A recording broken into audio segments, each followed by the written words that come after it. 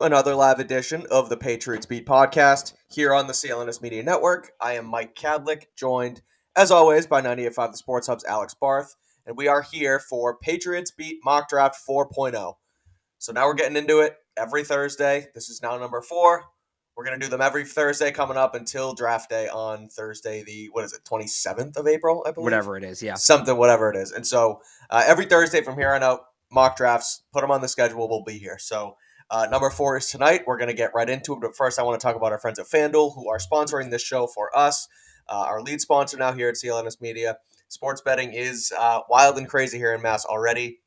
Rafael Devers got a hit for me today in the Red Sox loss, 10-9 loss. We're going to need to incorporate some Boston sports minutes in here a little while, Alex, to talk now that we got sports back, or other Boston sports back. And so go to FanDuel.com/Boston and you can get a $200 bonus with your first deposit and give them some love because they are giving us plenty of love. So that's that. Mock draft is here. We're going to frame it a little differently this time. We've gone tackle, we've gone corner for the first couple in the first round, and although those are the Patriots' sort of big needs, we're going to take it a little bit different route. So we're essentially ruling out tackle and corner in the first round. So we're going to stray away from those at the beginning. So if they go away from what we think their biggest needs are, right, what are the kind of conversations they're going to have, who's going to be in discussion, and then what does it look like to add a tackle and guard if you don't address those in the first round? That's kind of the purpose of this exercise here. Exactly. And so we will do it, and we will take a look at each position as they go right there. So if we want to, Alex, you want to start it up? Yeah. You want to share it? Yeah, let me and let's share. Around. Are you going to share the what's it called? The picks as well? Yeah, the Google Doc. Why don't you share that link as well? Oh, yeah, that's right. I'll throw that in the chat too. Sorry, give me 1 second. I'm fooling around here with this. No FanDuel. And I will throw the Google Doc link into the chat so you guys can take a look at that as well. So we are tracking every pick on a doc as well. So take a look at that. I'll pin that. And we'll show it, I guess. We can talk about it real quick. The Patriots have these 11 picks. So this is what you're looking at on the Google Doc as well as on screen. Yeah. So tweet that out too. Make sure so people. Yeah, I will. I'll put it on Twitter. Okay. All right. So let's get started here. I probably not going to trade up again, just because we haven't traded up yet. Normally we do a trade up draft, but there's not a ton of reasons. Yeah, we didn't trade up, right? This year. We've stuck or we've traded back twice now, right? Yeah. Right. So there's not a ton of reasons for the Patriots to trade up this year, honestly. Okay, but we'll see what happens here. And here we go. Yep. All right. So for our exercise, we did pretty well because we said, again, corner and tackle. This is what if they don't go with that in the first round? Well, Porter and Witherspoon are both gone, as I believe is Gonzalez. So the top 3 corners are off the board. Top 3 corners went. Okay. So in this scenario, if they're looking to go corner, they're going to trade back, right? Yes. Like they're not going to hang up in this spot. Tackle, Paris Johnson went. Interesting. And I believe that's it. But so this is actually interesting. We'll throw this in here as well. Jalen Carter went 6th here. There's a report today that multiple teams have taken Jalen Carter off their draft boards. Yeah. I don't think he's going to be a first-round pick. So for the sake of argument, you got to throw one more player in here because Carter's not going to go. Right. Well, Skoronski's the top player available. So Skoronski and Paris Johnson are both gone. Right. Right. So now, really, of the top tier corners and tackles, it's either Broderick Jones, who doesn't profile. I shouldn't say he doesn't profile as a Patriots fit. His play style is, but they like experienced tackles. He's not as experienced. Right. And none of the corners they would take here on the board. So we may have had to do this exercise one way or the other here, Mike. Yeah, right, exactly. The other interesting piece here of the guys who have already went is wide receiver Quentin Johnston, who was picked 12 right here with the Texans. He's a big body receiver. He's definitely profiles as, your typical outside receiver, big body, go up and get it type guy. TCU's pro day was this afternoon down in Texas, and the Patriots contingent was there in full swing. Mac Rowe was there. Bill Belichick was there. A couple of clips came out of it, but Belichick and Groh were basically right next to Johnson, talking him up pretty good. And there were plenty of other pro days today. I know Florida had one. There were a couple other big ones, and they were at TCU. So that's definitely something to keep an eye on. Yeah, the thing for me with Johnson, and look, we've done this like a million times. Mm-hmm. He's a purely vertical receiver. His route tree's not that deep, and at 6'3", 208, he's not a contested catch guy. He's a guy you're looking to get separation, but he ran a 4.5 140 today, which isn't great. No, it's not. For him to kind of justify that top 10, top 15 pick, I think unless you're a team that really sees him as a true scheme fit, he would have had to be in like the 4.4s. Mm-hmm. I know people roll their eyes at the N'Keal Harry comparison. I get it. I think he's a better player than N'Keal Harry, but you're going to run into a lot of those same problems they had with N'Keal, which is they take this big guy who's purely a vertical receiver and they try to make him win in a phone booth. And that's just not who Johnson is. He's not a guy who's going to be running double moves and running comebacks and running go stop goes in multiple cuts. Exactly. So if they take him, to me, it's a do-over on N'Keal Harry. Okay, here's, we think we know what we got wrong with N'Keal, and we're going to try again to get this player in the fold. Right. Now, and we'll get some other TCU players, other TCU players later that I like. Now, Jackson Smith and Jigba also went. Okay. He's the typical Patriots fit, right? He's a good route runner. Bigger slot, yeah. Yeah, big slot, good route runner, good after the catch. But even to that extent, and I've said this before, I think there's a ton of overlap with him and Juju Smith-Schuster. And the reality is, if you're going to take a receiver this high, or any player they take this high, it needs to be a guy who's going to have an 80% usage rate. You can't take a rotational player this high. And the way their offense is built, Jackson Smith and Jigba is going to be a rotational player. So the two receivers we have left. So let's talk too. So I guess there are three main needs, as we've talked about: corner, tackle, wide receiver. Yeah. And I would throw safety in there as a distant 4.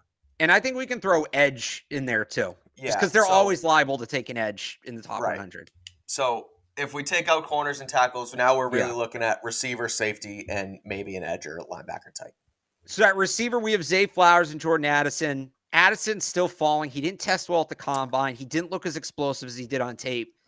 I think Flowers and Addison are similar players. Flowers is just better. So it's funny, and we've done this before, and obviously it comes out in the wash as you go through the draft process and you hear how guys test and hear how guys meet, right? When we had these conversations about Zay and Addison earlier, it was always, well, if you're going to take Zay Flowers, just take Jordan Addison. That's completely flipped. Yeah. So Flowers is now, the guy in between these two. Addison did also, he went on the Rich Eisen show today. He met with the Patriots at the Combine, and he also has another trip coming up to Foxborough. So he'll be meeting with the Patriots again in a top 30 visit. So something to monitor there from the receivers. But I'm with, if we're going to go receiver, it's Zay. He has the scheme fit. His ceiling is Antonio Brown. So he can, the way he plays, he's a slot, but he can play everywhere. He's shorter. However, I still think he could succeed as an outside receiver, and if he has to, he'll be a chess piece in the offense. But he also worked with the Patriots a little bit at the Shrine Bowl. He talked about it, and he did say, and I saw a clip and I loved it, that Haas wide juke that they run, he was the juke guy every single time they ran the play at the Shrine Bowl. So they have something for Zay. I just think it fits. At the end of the day, if they can make it happen, it fits. So that's the case at wide receiver. Right.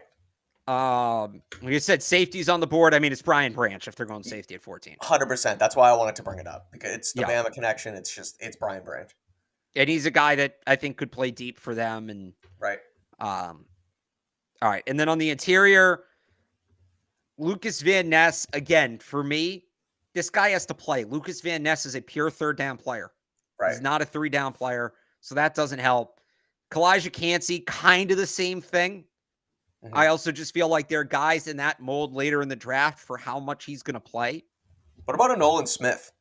And then there's Nolan Smith, who's interesting. Like, he's going to definitely help you, carry over to, if you don't re-sign Josh Uche, he can be that next guy. Highly athletic pass rusher.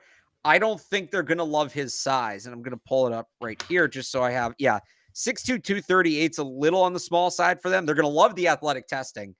Yeah. To me, he's the break glass in case of emergency pick here. We're going to 4.39 at the combine. He is fast AF. To me, he's the if let's say they are looking tackle corner and all those guys go, Nolan Smith is all right, well, we can't trade the pick. We're just going to take this guy because he's a freak. Yeah, right. So that being said, I don't think we need to do that here because I think Zay Flowers has fallen and we know they like him. And I think it's Zay Flowers. I do too. Especially with JSN gone. Yeah. Let's do it. Zay Flowers, baby. So we're going to grab Zay Flowers. All right. And I'm going to try to pause it at the end of the first round so we can see who's gone. Yeah, I don't think we have to really trade into one like we did last time again. Yeah, so let it go. Well, so if Anton Harrison or Darnell Wright fell, I was going to say let's wait and see. Or let's see if we can move up and grab one of them, but they're both gone. There's enough corners that we don't need to trade up. So I'm going to let it roll on out to 46. Okay. And now I think we go tackler corner. Yeah. So we got Emmanuel Forbes, who they've met with. Okay. Tyreek Stevenson, really good Senior Bowl. Another one of these big outside corners. Garrett Williams, Travis Hodges, Tomlinson are more slots. I love how much you don't like Matthew Bergeron. I got to be honest. Like because I did my offensive line deep dive. I'm writing it right now. Yeah. He might be a guard. He's definitely not a left tackle. I think he's a right tackle in the NFL, if that, but he might just be a guard. He is there. I grouped Williams and Tomlinson because they're both corners. Right. I have my concern. Ricks had a really rough year last year in Alabama's defense. That's generally a red flag for them. Obviously love Brents. This is the guy I wanted to see if he was still here. Darius Rush. What about he's obviously Keelan Ringo. Where did he go? He's gone. I think we just missed him by a couple picks. 37 to Seattle. We haven't done much on him. Makes a ton of sense. It would make a lot of sense if he's there, but he goes. Okay. And then the one other guy I'd highlight is Blake Freeland at tackle. So I look at this, Mike. Yeah. Bergeron's not the guy. There's still Freeland, there's still Jalen Duncan, and there's still Tyler Steen. We can get Steen later. Right, we can get those three guys later. We're like, Brents is probably the guy we take now to get now, and Rush is probably the guy we take now to get now. Yeah. Scroll up to the other corners. Hodges Tomlinson's there, but he's tiny. He's not going to, he doesn't really fill a need. Emmanuel Forbes. So Forbes would be the other guy. They're going to like Forbes. Yeah, they are. Because he tested really well. Tremendous production. 14 career interceptions, 6 of them for pick sixes. I think it's like 18 pass deflections. He's got just insane numbers. He's a playmaker. He's a ball. Right. He's 6'1", long arms, but he's 166 pounds. So you worry about him as a tackler. You worry about him against some of those stronger receivers. He's bigger. He does have the height to compete, but is he going to get out muscled?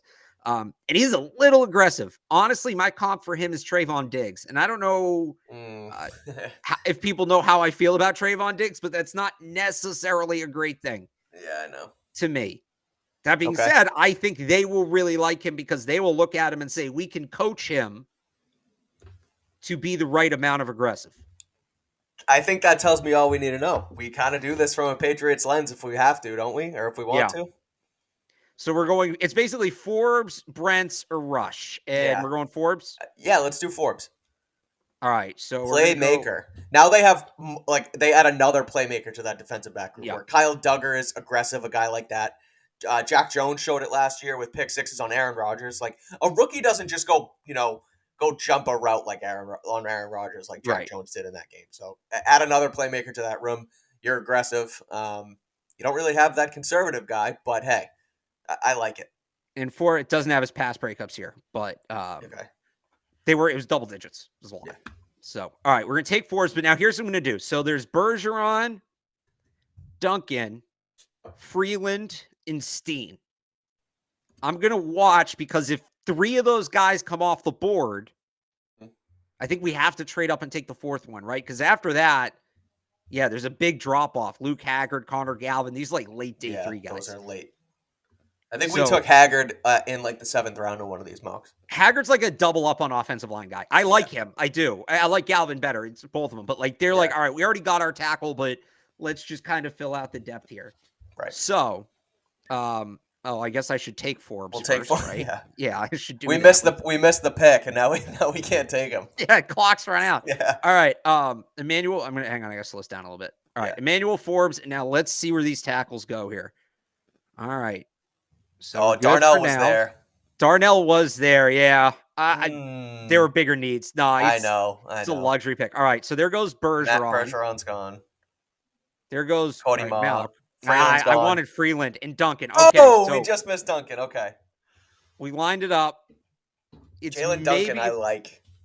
It's maybe a bit of a reach for Steve. Now could we trade back? I don't think we can get to 94. The Eagles calling.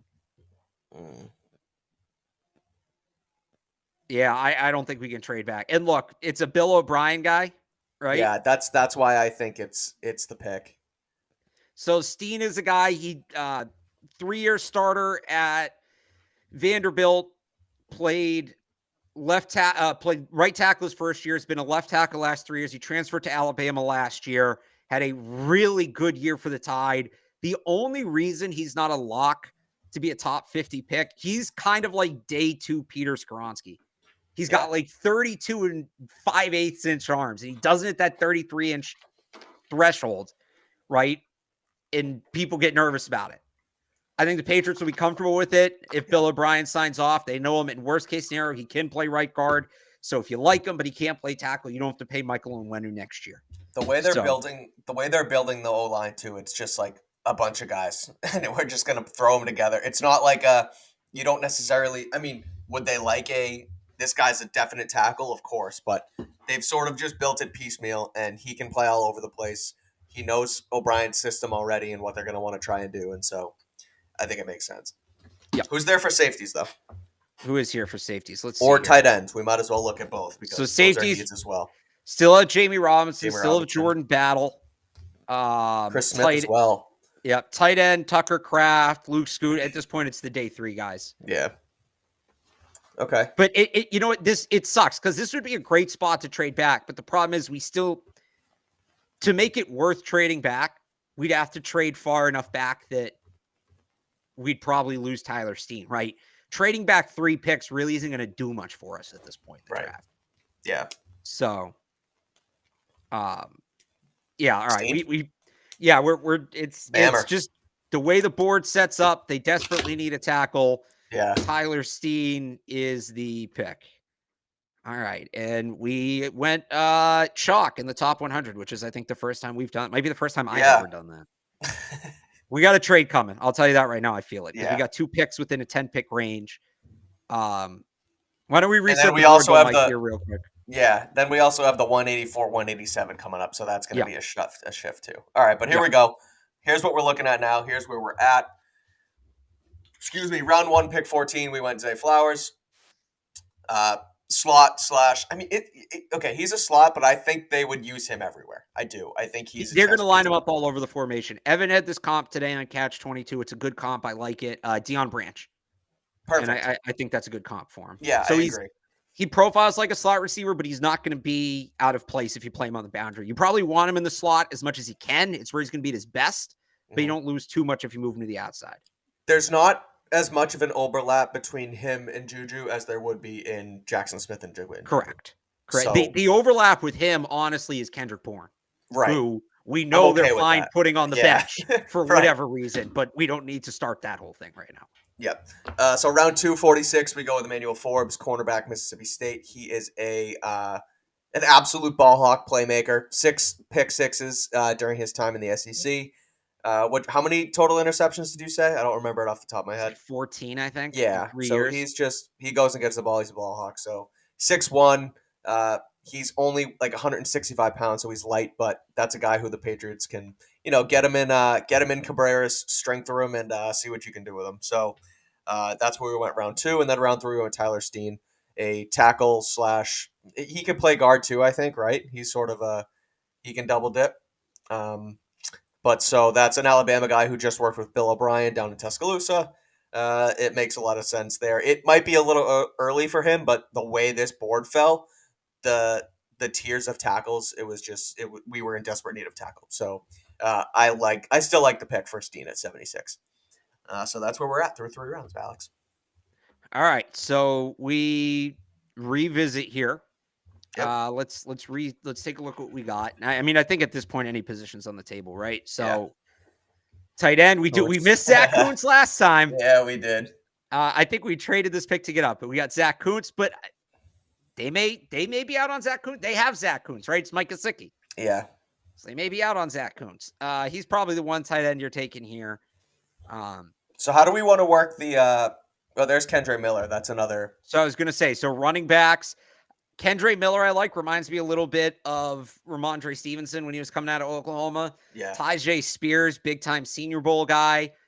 They're going to like Dwayne McBride, too. Second leading rusher in college football, the leading rusher from a non-option offense.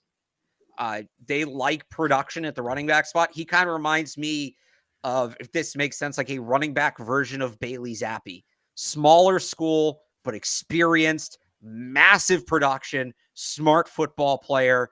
He's a guy they're really going to like. This is another one, Andrew Voorhees, and they probably have him high here at 116. Mm-hmm. He was going to be a top 100 pick. He was one of the best guards in this draft, and then he tore his ACL at the combine.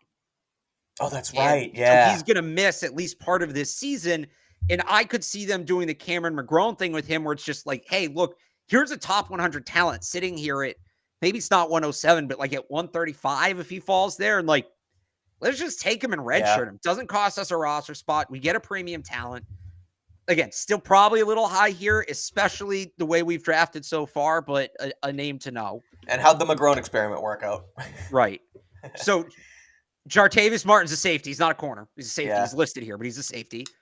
Deep safety, free safety, a guy that fits. Also, so JL Skinner's another guy. I don't think he tore his ACL. I want to say it was a torn Achilles. I think it was Achilles. Yeah, it was Achilles. He suffered some injury. I forget that. Yeah, like you said, I think Achilles. That during the pre-draft that he's going to miss the season, was a fringe top 100 pick. He's going to fall now, right? That's another guy that could get that. Yeah. That Cameron McGrone thing. We can go to edge too. Yeah, so I normally just do like defensive line, linebacker, edge all at once because they sort of overlap. Look, I really like Ajomo as that athletic defensive tackle. We know they're meeting with guys like that. KJ Henry off the edge to me is a total Patriot, multi-time team captain. One of these situational guys. I think he can play. Those are kind of the guys to me, Mike. I don't know who you like from that group. Ivan Pace as well. He's down the board a little bit. Yeah, but I'm not going to get myself excited about Ivan Pace because every year we talk about these athletic off-ball middle linebackers and this is the year, and then they don't do it. So, yes, it'd be great if they added a player like Ivan Pace, but they just missed Jaden Reed. Michigan State. Jaden Reed would have been in it, although there's a lot of overlap between him and Zay. I agree, but it's just a guy who could be on their board at this area. Yeah, Maker, I think could be a pick here, and Chris Smith. Yeah. So we have 107, 117, 135, 184. We have a ton of picks coming up. Yeah. What's the play here? Like, do you make them all? I mean, so let's see. You can't really. Go ahead. So the thing is, they never really like 5th round picks. I think they're okay with this setup. The one thing I could see is using 184 and 192 to maybe move up. Okay. But they're not moving down from here. This isn't a spot where you'd move down. There's a lot of guys on the board that make sense. The board fell very well for us here. All right, so what are you thinking? I like. Are we considering we're going to use Jartavius Martin as a safety, right? Yeah, obviously. He's a safety. They just have him listed. I like that. I think he's a guy who can be a fit here. Corner. Call him a corner. Right. Yeah. Illinois, they have two dominant safeties. I think obviously Martin's one of them. I don't know why do they do this? Why do they have him as a corner? Did he play corner at all at Illinois? So he was a slot corner in 2021.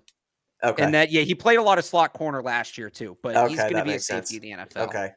I think it's a fit. They need safety. We've talked about it, but the way that they're going to play this amoeba with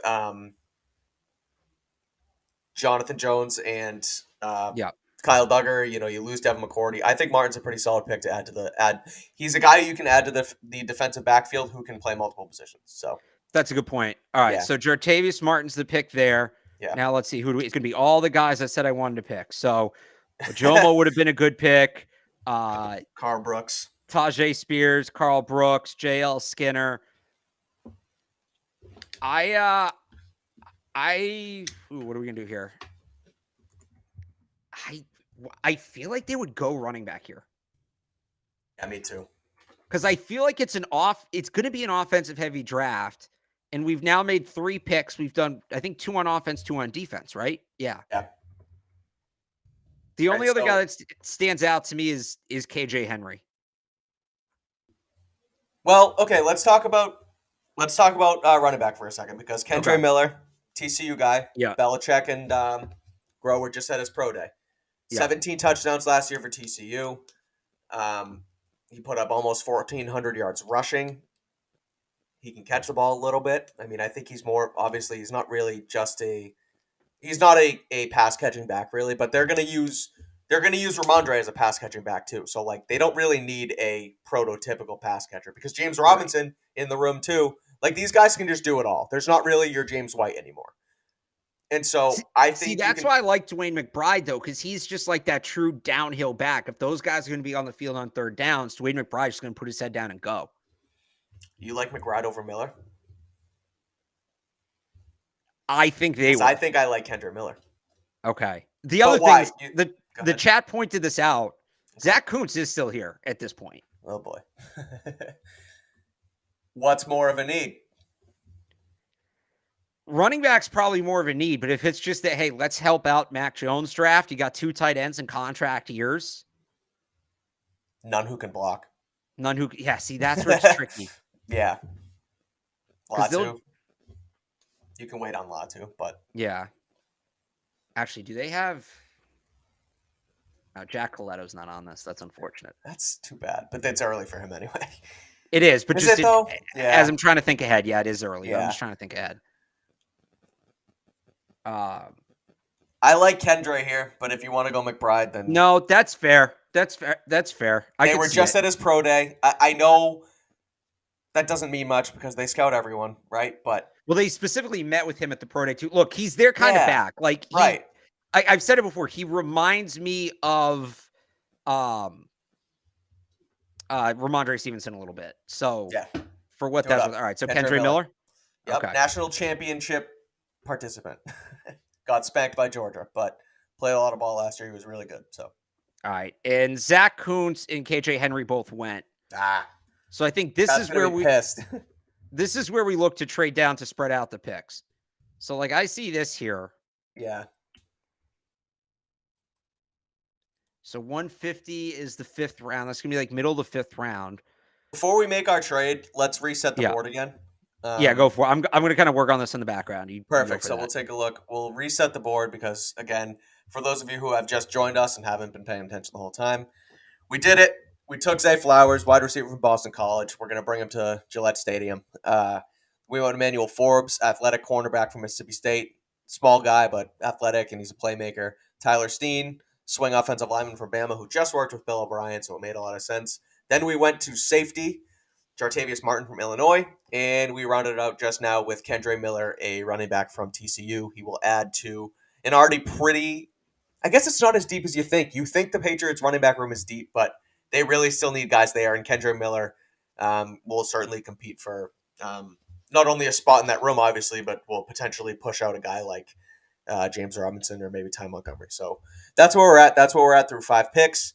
So you take a look at that. You can also see in the chat that The doc is there, so you can take a look at it too. Before we continue on, Alex, I do want to talk about FanDuel because, and if you give me a second here, FanDuel in Massachusetts is here. It's back, so listen up because the wait is finally over. FanDuel, America's #1 sportsbook, is now live in the Commonwealth, and new customers in Mass can get in on the action with us with $200 in bonus bets guaranteed when you place your first $5 bet. All you got to do is sign up at fanduel.com/Boston, and you can bet on all your favorite sports from the money line to point spreads to player props and more. I was betting earlier on FanDuel, and I won a nice bet from Rafael Devers because FanDuel had a super boost where they paid out even money for Rafi to get a hit, and he did exactly that. Although they lost 10-9, I still won my money because Rafi got his hit. And so they do a ton of promos like that, new state promos for people who just joined. So do it. It's literally free money, $200 in bonus bets on the app that is safe, secure, and super easy to use. So don't miss your chance to get in on the action with $200 in bonus bets, win or lose. All you got to do is visit fanduel.com/Boston and make every moment more on America's #1 sportsbook. 21 plus and present in Mass. First online real money wager only. $10 first deposit required. Bonus issued as non-withdrawable bonus bets that expire in 14 days. Restrictions apply. See terms at sportsbook.fanduel.com. Gambling problem? Hope is here. GamblingHelplineMA.org or call 800-327-5050 for 24/7 support. Alrighty. So we're 5 picks through. We've talked about FanDuel. Let's finish this thing off. What do we got? Here's what I've come up with. This is a really tricky spot to trade, honestly. Okay. Alex got to work during the ad read. We're going to move back 5 picks. Okay. Sorry, we're going to... Oh, no, I got this wrong. We're moving back twice. This is really tough. All right, so we're going to move... We might just have to make this. We don't really have a good offer here. The other one I had was we go from 135 to 150, and we pick up 215. Now we're making 12 picks. So we're going to want to move some picks later on, maybe in that 184, 187, 192 range. But we get 193. I'm going to try to get 193 here. Okay. All right, that works. So all right, so explain it to me so I can put it in the drive. Okay. We traded 135, okay, which is a 4th round pick. Okay. For 150, which is a 5th round pick. Okay. And 193, which is a 6th round pick. 193? Yeah. Okay, so we also have back-to-backs in round 6 now. Pick 192 and 193. We have a bunch of picks. We're going to move some of those picks. We're probably going to move up. But, all right, you good? Yes. So now we're at 150. Let it keep going. This is, of course, the special teams round. Oh, boy. So I think we're going to go look for punters here. Yeah. Maybe who did we take last time? We took Behringer from Mississippi State. Michigan State, excuse me. I feel like we got to change it up, right? Yeah. Have we taken Turk yet? I think we got Michael Turk here. Yeah. Yeah, so we've taken Moody already, I think. We went Behringer last time, and it is the special teams round. And I believe it is Michael Turk time. You're right. Tell us about Michael Turk because you saw him in person at the Shrine Bowl. So what do you got for us on Turk? Yeah, I mean, absolute boomer of a leg, no pun intended. Really kicks the crap out of the ball. I think he understands the game as well as a student of the game, so he's going to understand the intricacies of their special teams in terms of where they're kicking the ball, why they're kicking it to where they're kicking it at certain times.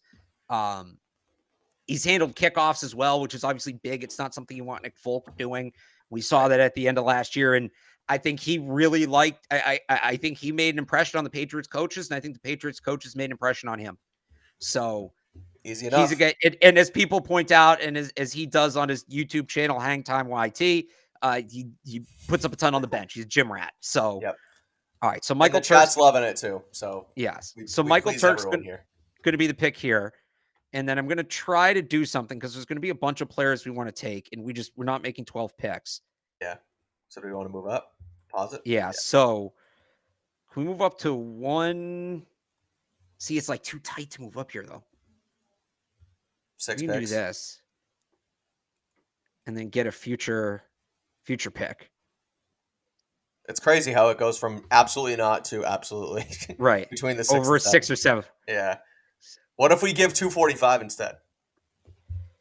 It's not going to work. All right, so we have 12 picks here. So what is this? So we're moving back See, that doesn't make sense, though. You don't move back and give up another pick. So take out the... Well, what if we do 184, 184, and 245 straight up? That's kind of giving up a lot, don't you think? Yeah, that's a full pick just to go up 6 spots. Yeah. What about what about a 7th and 24? It's still it's not. There's not a lot of room to maneuver here. That's the thing. Let's just let it ride. Yeah, all right. Let's let it ride. Let's see what we can get here. We didn't miss none of these guys. I don't think we would have taken anyway. So, all right, Yasir Abdullah still being here. We're respecting the board. He would be gone, but that's a guy I would take. So we did talk about that pass catching running back, Mike. Eric Gray from Oklahoma looks like a clone of James White on tape. I really like him. He's a potential pick here, and he would battle it out with Pierre Strong for the pass catching back job. Tight end, it's fallen off. Yeah. See, this is where like I would love to take Jack Coletto here. Yeah. We can't. So, I feel like we took Braden Willis last week, I think. No, we took Payne Durham. Yeah, Payne Durham. So Braden Willis could make sense here as kind of like a hybrid fullback, tight end, a strong blocker. See, remember when we were going to take Tyler Steen? Yeah. And I said, well, we have to take him now because like it falls off. Only one tackle is gone since then. That's crazy. Think about that. Yeah. Luke Haggard maybe makes some sense. We could address the interior of the offensive line. They've met with Anthony Bradford. I really like Anthony Bradford. And remember, we have 184 and 187 here, so we're gonna get a couple shots at this. We could double dip at receiver as well potentially. Oh yeah, I'll go back and check that. The corner board's not. We'll revisit that in a little bit. We don't need to go corner just yet. Bryce is gonna be gone. Ronnie Bell and Jake Bobo. It's a little early. To Mario Douglas, it's a little early, so we'll come back to that. Okay. How about the front? Okay, so Jose Ramirez, I like. This is gonna sound super random. Eastern Michigan. Okay. He was like all over the place at the combine. Okay. Not only did he test well, like the on-field stuff, but he's like breaking down the group before they ran it. And he's like waiting for everybody after they finished to give him high fives and stuff like that. Like just seemed like a high character guy. Yeah. Team guy. They need an edge guy. It's late in the draft. Why not? All right. Here's my question. Character. Okay. We take a risk. Pull up the stats. Yeah. Okay. You pull up the stats and I try and convince you to take a risk here. What if we trade back from 184? And then we have too many picks. We try and take Ramirez at 187. I guess, but that's kind of what I'm saying. We trade back, maybe pick something up next year. By the way, he had Ramirez last year in 12 games, 12 sacks, 19.5 tackles for a loss. So very productive player. Okay. I don't. You're not trading back. If anything, you take the guy you want and you trade back at 187. All right, then let's do it, Jose Ramirez. Because you're just a little bit of just draft like how it works. Yeah. So if you are in that scenario where you say, all right, we're only going to make one of these picks. We have two very close to each other. Why would you risk the guy you like when what you get for 184 versus 187, there's really no difference there. That was my thought process was, well, you're trading the higher value pick, but then you're also taking a risk on players. So right. Shout out Cleveland Guardians, Jose Ramirez. If they were like 15 picks apart, then maybe because you might be able to squeeze an extra like future seventh rounder out of it. You're not doing that at this point. Yeah. All right, so we're gonna take Jose Ramirez. And Luke had so I was gonna say maybe we double up a tackle, Luke Haggard. You know what though? We have 192 and 193 here. Can we trade one of those for like a future sixth? So here's what I'm gonna say. We both like Bradford, right? And they need a guard. Mm-hmm. Let's take Bradford. Pick a 192 and then trade 193, or maybe package 192 and 193 for something. Okay. Let's get the guys we know we want to get. So the background on Bradford for people who don't know, he started games for LSU at left guard, center, right guard, and right tackle. Big guy, 6'4", 332. Probably a guard in the NFL. I think if you really needed him to play tackle, you could. But really like just technically solid player. I think he's going to come in day one, be like a capable NFL offensive lineman. He's going to give you good depth, and he maybe has the ceiling that if you like what you see, it makes he should be a guy that if Michael Onwenu walks, I think a year from now, we could be saying, well, Anthony Bradford could slide into that role. So it's probably a little late for him here, but guards tend to fall. Teams don't like drafting guards. Right. You know, there's first round guards. There's no such thing really as a day 2 guard. Yeah. There's first round guards, and we'll get him in the 6th round. It's Quentin Nelson, it's Osiris Torrance, and then it's Mike Onwenu who goes undrafted. Yeah, and then Mike Onwenu, who you get in the 6th round, right? Yeah. So I see some people saying TJ Bass. I think he's off the board. Is he? They might have him as a tackle. We've taken TJ Bass before. They do some TJ Bass. We've taken TJ Bass before. Maybe we'll revisit that. But I like Bradford here. I like. Is it? I mean, this might be looking into where they have the. You know what? Yeah, do it. You got to go get your guy. Go get Bradford, and then we'll reassess 192, 193. And there goes Bryce Ford Wheaton. The Texans. That's a good fit. Yeah. That's a good fit for him. All right, so Eric Gray's still here. Okay. Are we going to double dip on halfback? Who'd we take? Kendra. Oh, I forgot pull it. Let's reset because I forgot we took a run. All right, we'll reset it. Yeah. All right, folks. Here we go. We traded 135. So that's what we're... Sorry, you can take a look as well, but I'll go through the whole thing again. Zay Flowers, Emmanuel Forbes, Tyler Steen, Jartavis Martin, Kendra Miller, Alex. We then traded 135. We traded back. We picked up 193 and 150, which we used to take a punter, Michael Turk. Then we took Jose Ramirez, an edge from Eastern Michigan, also a slugger for the. I'm gonna drill this joke into the ground because Jose Ramirez also plays for the Guardians. An edge from Eastern Michigan, and then we went with Anthony Bradford, a guard from LSU. We got 4 picks left, Alex. 2 that are right next to each other, 210, and then the Jonnu Smith pick, 245. Which Bill Belichick's going to trade because he doesn't want it tied to Jonnu Smith. Right. So the thing, although then again, they made the Brady pick, which was maybe the... Yeah, that's true. Biggest surprise in the history of Patriots draft. Was it Uche? No, it was Ronnie Perkins. Oh, that's right. Okay. I want to find the number here. I know I have it somewhere. So somebody brought up in the chat that this is a lot of picks, right? The Patriots generally make a lot of picks. 3 of the last 4 years, they've drafted exactly 10 players. And that's the number. That's why I keep trying to trade these picks, essentially, because we're trying to follow their trends. They make 10 picks. That's what they do. So I'm trying to get us to 10 picks, and this gets us to 10 picks. We're at 8. Yeah. Well, no, we're at right now. We'd have 12 if we picked all the way out here. This is traded. No, but I'm saying with all the picks that we have. Oh, yes, correct. We're scheduled we would end to make up with 12 picks. Right. So we need to make something happen, especially with these 2 next to each other.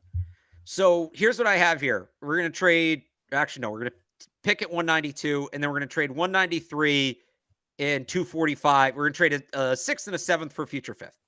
Okay. So we'll be realistic. We'll make the pick, and then we'll do that. Okay. 192. So have we taken an edge guy yet? Yeah, we did. We took Jose Ramirez. Do not make joke again. Don't do it. Opening day. So we do. They could double up at edge though. Dylan Horton's kind of a different kind of player. He's more of a pure pass rusher. I like him. Again, we talked about TCU. I think we got to go tight end at this point though, and I really like Braden Willis. Strong blocker. Can line up in the slot, can line up in line, can line up at tight end. When he does catch the ball, he's good after the catch.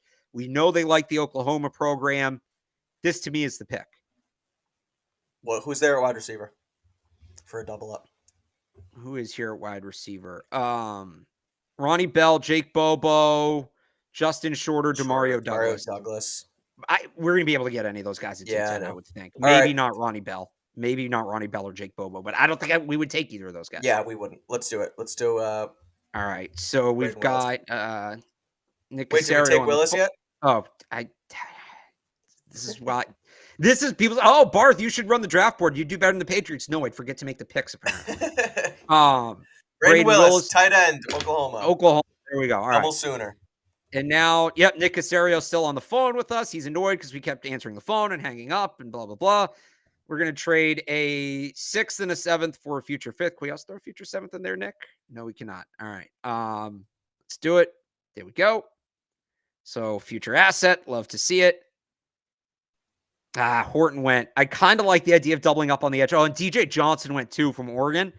DJ Johnson was recruited as a defensive end, but the COVID year, they had like a bunch of injuries and stuff at tight end. And I think some other guys were like, yeah, it was mostly injuries. I think somebody had like a grades thing, but they're like, hey, can you play tight end? And he was like, yeah, I guess we have to.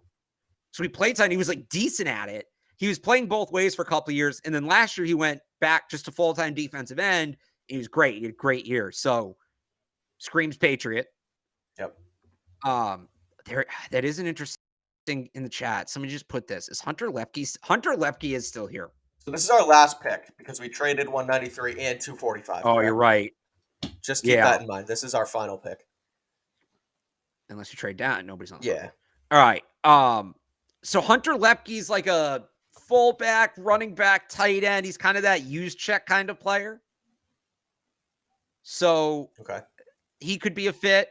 You mentioned doubling up at wide receiver. We took, I really like Demario Douglas. So do I. But we took Zay Flowers. I think you got to add size. You got to get the bigger guy. To me, the pick here would be Justin Shorter. Okay. Shrine Bowl kid. Florida. Yep. If we wanted to double up on the offensive line, TJ Bass is still here. Kid from I like Dalton Wagner. The Baylor kid, Connor Galvin. He's not here. Yeah. If he was here, I probably would take him. We didn't draft a defensive tackle. Dante Stills is here. I really like Dante Stills. DJ Dale, another Crimson Tide. Yep.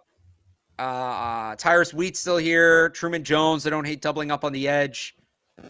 Do we want to make 11 picks? Should we try to make 11 picks? We've made 10 already. 1, 2, 3, 4, 5, 6, 7, 8, 9. Yeah, I don't hate it. We can do 11. Why? Can we trade back and get something? Yeah. Let's do it. Trade back 9 spots and add a 7. Try it. So it's going to get we essentially, I don't know what we did. This is a weird convoluted trade that we traded out. We traded back in. But all right, we're going to move down 9 spots or not. Okay. The Eagles don't want to take our call. How about the Bears? Okay, Bears will do it. Bears. We actually. All right. So who do we miss out? Oh, we're actually okay. Darren so we trade out of the 6th round. Missed out on DJ Dale, Drake Thomas. I know a lot of people like Ventrell Miller, Jaron Hall. We didn't look at quarterbacks. No. Jaron Hall won't be here. That's respecting the board. Yeah. Jaron Hall will not be here. Neither will Eric Gray. Stetson Bennett will very much be here. Stetson. I've tried to get you to take him every time. I do like Jervarius Owens, but I think they're not going to come away from this draft without a defensive lineman. I think we go Dante Stills here. All right. I like Stills. That's been your guy for years. Yeah, athletic defensive tackle kind of reminds me of Christian Barmore. He's older. There's not as much upside, but kid's ferocious. Yeah. Kid's ferocious, has great get off. I think that's big. And then, all right, we rounded out here. So Justin Shorter, I think, is still here. No, Justin Shorter went. All right. Okay. Mike, I don't mind Michael Jefferson from Louisiana if we want to go receiver. He's a bigger receiver. If we want to go on the offensive line, Lualu from Oregon, right? They have that connection. Dalton Wagner from Arkansas. We want to add another big right tackle. All right, we're at 258 now, right? I'm just trying to update the doc as well. 258, yeah. This is the second to last pick in the draft. This is almost Mr. Relevant. I like Terrell Smith, corner from Minnesota, if we want to double up there. Oh, is that Louisiana Tech kid still there? I can't think of his name. He was a Shrine Bowl guy. Miles Brooks. Miles Brooks? Yeah, he's a long I think Terrell Smith's a better player. Okay. Same kind of player, but I think Terrell Smith's a little bit better. Okay. Any interesting linebackers? Isaiah Moore, we know they like. I like Mo Diabate. DTR is going to be gone. Yeah. Max Duggan, maybe you could swing here, but we already took from. They're not going to double up on TCU. He was just there. I'm not that lucky. What do you think? Who's at safety? I mean, at safety, I like Jordan Howden. I like AJ Finley. Jaden Woodby's going to be an undrafted guy the Patriots bring in, I bet. Yeah, I get back. Yeah. You name a position, I think there's going to be a guy we'd be happy with. It's just which direction do we want to go with it? Do we want another edge guy? We're pretty Truman Jones, Shrine Bowl. We're pretty even as far as offense defense so far. Yeah. So we can really go anywhere. I don't hate Truman Jones, local kid, Harvard. See, he's a guy that's going to be easy to get as a UDFA though, and at this point, I guess. But that's anyone with the pick. second to last pick. What you want to trade it? No, I'm saying Truman Jones specifically for the Patriots because he's local. Yeah, they're familiar with him. Yeah, fair. The thing what you're trying to do in this spot is there a guy you're worried you're not going to be able to sign as a UDFA, right? Truman Jones, it's easy. Hey, we know you. You don't have to relocate, right? Something like that. Whereas, go to wide receiver. Wide receiver. You want to go Michael Jefferson? Or Dallas Daniels. He'd be the guy here. Dallas Daniels just plays especially actually, is he? Oh, he's there. Who? Shedrick Jackson. Bo Jackson's nephew plays for Auburn, ran a 4.26 40. That would be a great pick here. That would actually be a perfect pick here. I wasn't impressed with Anton Green at the Shrine Bowl, honestly. Okay. Who else you got? Man, I'm a Dallas Daniels fan because I just like the idea of Jackson State guys making it to the league. But if we're going, if we're going to go with the Shrine Bowl receiver, it's Michael Jefferson. See, they took their receiver though. I think they're going to go trenches here. But they only took one receiver, and he was a first round pick. That's true. That's true. All right. Yeah, I would say Michael Jefferson then is the guy. All right. So that's it. There it is. Right. Michael Jefferson. Let me update the thing, and then I guess I can show it on the screen as well. Yeah.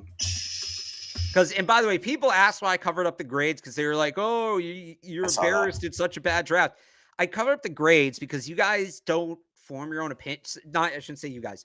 There are some people because this is a learning exercise. I'm trying to learn about the prospects, who could be on the board, who's interested in, or who might they be interested in at certain spots in the draft. Mm-hmm. When you just look at the grades and base it off the grades, you don't learn anything.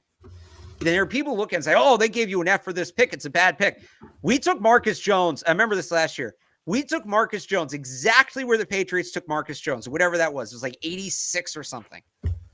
And it gave us a D- for that pick. Mike, was that a D- pick in reality? A+. Thank you. Maybe not an A+, but it was a good pick. Call it an A. I am covering the grades to save you guys from yourselves. I want you to learn something. I want you to form you are totally allowed to think it was a bad draft. You're absolutely allowed to do that. But if you're going to think it was a bad draft, you're going to have to come with us at a reason besides PFF gave you a bad grade, because that's really not a good barometer for figuring this out. So that's why I cover up the grades. I'll tell you guys right now, it gave us a C+ with 3 Fs, including Michael Turk. And Zay it's because it's just early for Turk, according to the algorithm. Right, because they don't think any special should be drafted. And by the way, Zay Flowers, who you all love, gave us a D. So, all right, Mike. Can we look at it or no? Can we look at the grades? I'm curious. No, because it defeats the purpose. All right, fine. You're right. Because then people are going to screenshot it from the video and be like, "Oh, we covered up the grades, but I found them on the stream." Fair. All right, let's do it. Mock 4.0. Started off Zay Flowers, wide receiver, Boston College. He's a fit. I still think that Alex, that there's a chance. Maybe not a chance, but I think Zay could be the first wide receiver taken off the board. You're not wrong. I would totally believe that. I think that he could be. But Patriots get the third guy off the board because JSN and Quentin Johnston already went. They take Zay Flowers at 14, 46. Which, by the way, if it fell that way, Mike, yeah, I would say teams are saving the Patriots from themselves. They made the Patriots make the right decision if the board falls that way. Yeah, right? I agree. Because and look, that's how it works sometimes. You'll hear teams say, "Yeah, he was the third receiver off the board, but we had him number 1 on our board. We were going to take him no matter who was there." I think this could be one of those situations.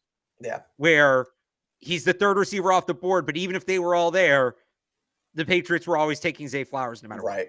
Yeah, fair point. Kind of like maybe Mac Jones. Maybe like Mac Jones. He was the 5th quarterback off the board, but I think they did actually say that about Mac Jones now that you mentioned that. So yeah. So, Emmanuel Forbes, pick 46. I've said it about 3 or 4 times on the show now, but a dominant playmaker, ball hawk. Yeah, I'm sorry, I'm losing my mind here. Ball hawk, 6 pick sixes in his career at Mississippi State. They go Tyler Steen in the 3rd round, tackle from Alabama. Worked with Bill O'Brien last year. Jartavis Martin in the 4th, safety. Add to that room now that shout out to the anonymous unicorn that is in the Google Doc. That's what it comes up as. Sorry. Jartavius Martin, then they go Kendre Miller, running back in the 4th round. Then they trade their 3rd 4th round pick. They go back and get Michael Turk at pick 150, and they also picked up pick 192, I believe. So 2 picks for 1 there. Michael Turk. Yeah. No, we got 193. Round. We always had 192. We got 193. 193. Then they go Jose Ramirez. I won't say it, Alex, but he's an edge from Eastern Michigan. Anthony Bradford, interior offensive lineman from LSU. Braden Willis, tight end. A bunch of trades because we had way too many picks, but we end up at the end with Dante Stills, a defensive lineman from West Virginia, and Michael Jefferson from Louisiana Lafayette. So 11 picks. I didn't explain Jefferson a ton. I'll just throw it in there. Okay. Jefferson, big wide receiver, big body, red zone threat. He's not like a burner or anything, but he's a guy that's going to basically come in and compete for like a reserve X role and probably lands on the practice squad. And next year kind of maybe has a chance to win that role when Devontae Parker's contract expires. Not a super high upside pick, but I think there are some things in his game that like he belongs in the NFL. To what extent, that's what we'd find out in camp, but I'm comfortable using a pick on him. I've seen enough from him that it's like, yeah, all right, let's get this guy into camp and just sort of see what it looks like in an NFL offense. See what his game looks like in an NFL offense. I like this draft overall, Alex. I think we hit on every hole, and I don't really think that there's any like necessarily a glaringly bad pick. And like I said, we filled a lot of needs. And there's not so many like big splashes, which kind of feels like the Patriots aren't into big splashes. Maybe Zay Flowers in the 1st round, but I don't know. What do you think? Yeah, I'll throw this out there too. I saw some people talking about this in the chat, and I actually agree with you. I don't think the Patriots think tackle is as big of a need as we think it is. Oh, I 100% agree with that. I think that the way they've worked this offseason, and I agree. I don't think so either. Waiting on the tackle, I think is okay. And for the people saying maybe we reached on Tyler Steen, is that a little high for Tyler Steen? In theory, yes, but you saw the way the board fell, right? Right. Freeland was gone. Duncan was gone. Bergeron was gone. Like if it wasn't him, it's that big drop off at the position. And that's the way it happens sometimes, right? Where there's a run on a position, especially a position that's thin in the draft. Mike, I would bet you it's going to happen at tackle in this draft. I think it's going to happen at maybe linebacker in this draft too, where there aren't a ton of players. It's a weak position. It's a weak draft for the position. So you would think that pushes guys down because, it's not as good. But what it actually does is push certain players up the board. Right. Because teams basically get in the spot where, well, if we don't take the guy now, we know we want to address this position in the draft. Uh-huh. If we don't take him now, and this is essentially what happened to us. If we don't take him now, we're not going to have another chance to address this position. So, we'll overdraft him because this is our only chance to really make the pick we want to make. And that's exactly it. Like, it's a great example of reach isn't always necessarily a bad thing. And you've got to look at it in the context of the position. If we took Tyler Steen at 76, and we wouldn't have because I'm here, but if we took Tyler Steen at 76 with Blake Freeland on the board, that's a reach. That's a bad pick because there's a better player at the position available. But they need to come away from this draft with a top 100 tackle. I think they know that. Mm-hmm. And there was only one top 100 tackle there. And could we have traded down and gotten him? Maybe. But again, it's that thing where we weren't the only team that needed a tackle. I looked there, right? I think it was the Steelers, like 3 picks below us that needed a tackle. So if we move down because, it's too early for Tyler Steen, and then Tyler Steen goes, well, now you don't get that tackle at all. And it's not one of those things where we're writing the draft up and not actually playing the mock draft simulator, right? So like if we just wrote this is how I do my mock drafts for that reason. That's what I'm saying. But some people will just write a mock draft and not actually use the simulator. And so you would think that Tyler's like, no, he literally we needed to take him here because there were no other tackles on the board at 76. So it happened in the simulator, and so like that's how it's going to happen in real life as well. So there you go. So that's I think that's the one we're probably going to get the most pushback on here. People are going to see Eastern Michigan and Jose Ramirez and be very confused. Right. But that's because that's the name of the third baseman for the Cleveland Guardians. Yes, Mike, it is. Is 184 a 5th round pick or a 6th round pick? It's probably a 6th round pick. I think I'm going to check that. No, it's all good. We were moving around a ton. Yeah, 184 is 6th round pick. So, but is 219 a 6th round pick? I think that was like the first pick in the 7th round, actually. Okay, I think because that was a traded one. So that kind of screwed me. 218 was the first pick in the 7th round. Okay, it's 218, not 219. It doesn't matter. We're gonna post it. We're gonna post the thing online. Yeah, but this is just for people to follow while we do the draft. But I'll write it up I'll write it up for CLNSmedia.com too. So I need to take a look at so that was 218 then. Yeah. All right. So that's it. That's there. You have it, folks. Another good one. 4.0 in the books. We will be back again next Tuesday for another Patriots Q&A show. We'll do some news and we'll do some Q&A. We'll be back again next Thursday to do yet another mock draft live here on Patriots Beat for all of you guys. So thank you so much for watching. We appreciate it. Thanks for giving us some banter in the chat as well. It's always good to see the good, bad, and the ugly of what you guys think we're doing here. I want to shout out FanDuel.com/Boston because you can get $200 in bonus bets right now if you go to FanDuel.com/Boston. You got to deposit 10, bet 5. Super easy. Come bet with us. FanDuel's a great sponsor here, and we want to show them some love, and we also want to show you guys some love with $200 in bonus bets. So go check that out. Alex. Hang on. Yes. Oh, no, hey, where'd it go? What do you got? Somebody figured out we coordinate, and we didn't even. Oh, look at that! Opening day. Yes. For opening day, you got the baseball hat. I got the Fenway hat. So I'm already on the Worcester Red Sox. Happy opening day. 10-9 loss. I'm already going to the Woo Sox because this is what their season is going to be. It's going to be a bunch of embarrassing, high-scoring losses. This is what they're going to do all year. But yeah, way to put good recognition. Do we dare?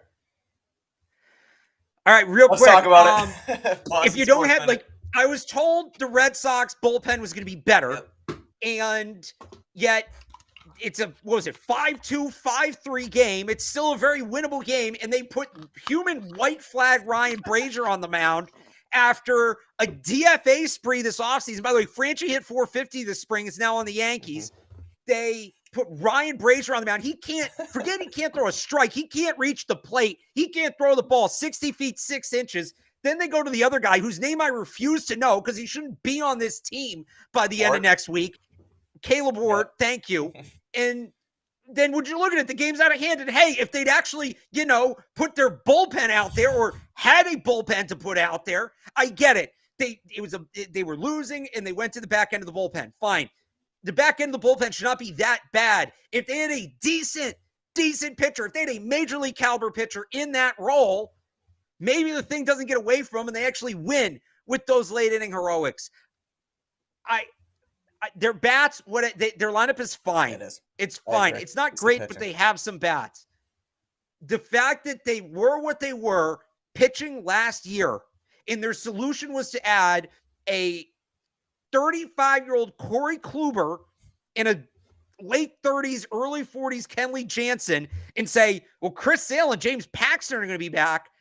Inexcusable from Chaim Bloom.